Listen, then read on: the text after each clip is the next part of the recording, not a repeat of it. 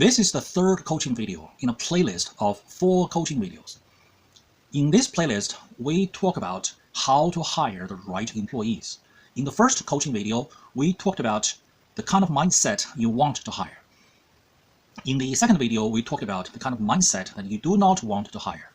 And in this coaching video, which is the third coaching video in this playlist of 4 coaching videos, we'll be talking about how to draft an effective job advertisement in which you filter in all the right candidates and you filter out all the wrong candidates.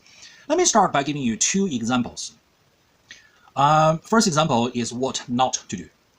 I know a girl in Phoenix, Arizona, and she's a pharmaceutical rep. Go to different doctors' offices every day and then pushing drugs. I call her a drug dealer, and then she likes it. So she complains to me about Dr. So-and-so who gets a new employee every week. I think she's kind of angry. I think the fact of the matter is the doctor is getting a new employee once every 89 days. But it's making the pharmaceutical rep's job difficult because she goes to doctor's office, establish relationships, and then push drugs. Now, if she has to reestablish the relationship all over again, it's just extra work for her, right? And then one of the things that she does to establish the relationship is she would come in, bring lunch. And so she complains to me that Dr. So-and-so gets a new employee every week, and then she complains to me that he advertises free lunch every day. I realize immediately where the doctor has got it wrong. Okay. Now, contrary to this doctor advertising free lunch every day, I want you to look at another job advertisement that was used more than 100 years ago for a South Pole or maybe North Pole expedition. I think it was South Pole, by a man by the name of Sir Shackleton. And his ad read something like this: long month of bitter cold, extremely endangered. The ship may sink, and then the bear may come and eat you. Small wage and not enough food. Constant danger, constant cold, and it's always dark, and you're probably always wet. And then chances of coming back alive to England, not very likely, doubtful. And then he put that ad out there. He got the best from all over the British Empire and maybe even Norway or some other countries to come and apply. And then he selected the best from the best. They took off. The whole thing took 2 years. They nearly died so many times, but they returned safely, and the expedition was deemed a success.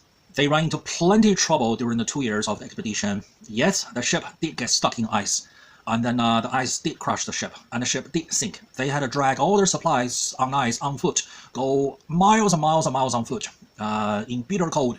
And then when things got difficult, nobody sat there and went, I came for free lunch. Where's my free lunch?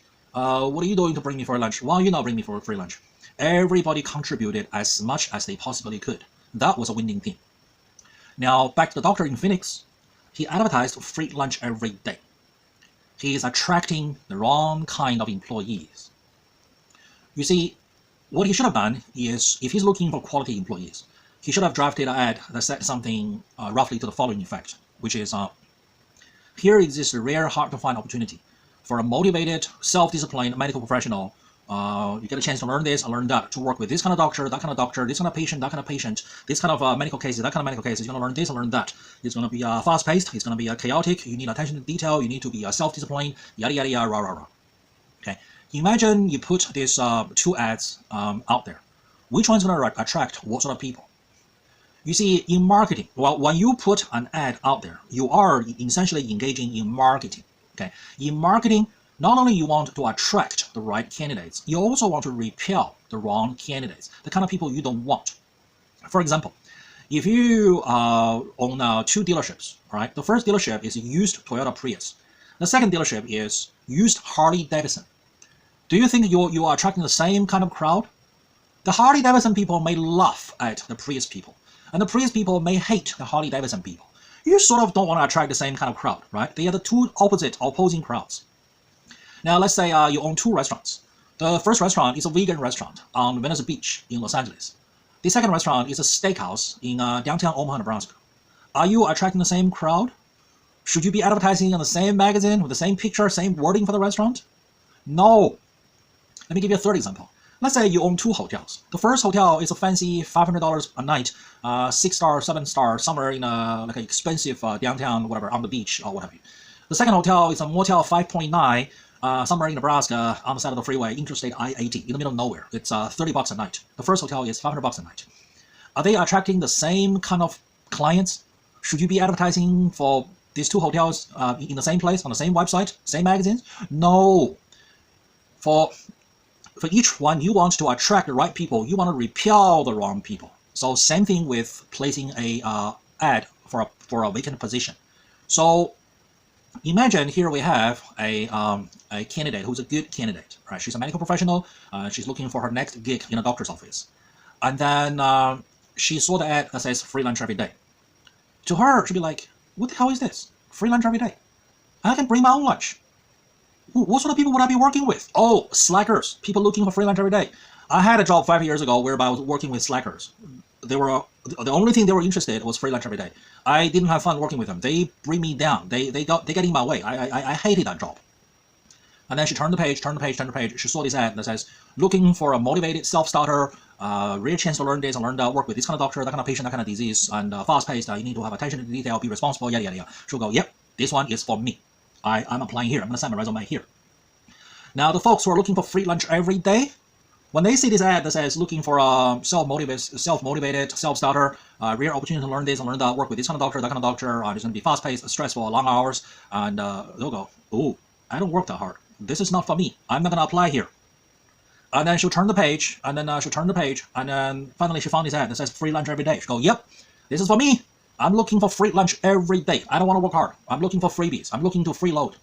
So if you place the wrong kind of ad, you will attract the wrong kind of people. And you will waste a lot of time. Actually, everything from this point on is a waste of time. All the way from receiving the resume to getting your lawsuits. You want to word your ad so you attract the right kind of people. And then you want to repel the wrong kind of people. So they wouldn't even bother sending you their resume. Would that save you a lot of time? Or would that really, really save you a tremendous amount of time and headache and trouble and lawsuits? You will get nothing but high-quality candidates, just like Sir Shackleton with his ad, with his South Pole expedition. So if you need private coaching in this area, if you need corporate training in leadership, if you need business consulting with your business, with your hiring, with your business, just send me an email. Make sure you subscribe to this channel and like this video. Share my videos with other people who are also learning, and also hit the notification button. So every time I release a brand new coaching video, you will be the first to start learning and get ahead of the competition. In the next video, we'll be talking about what sort of question that you should or should not be using for the job interview to filter out who's telling the truth and who's telling a big fat lie. Click here for that next coaching video.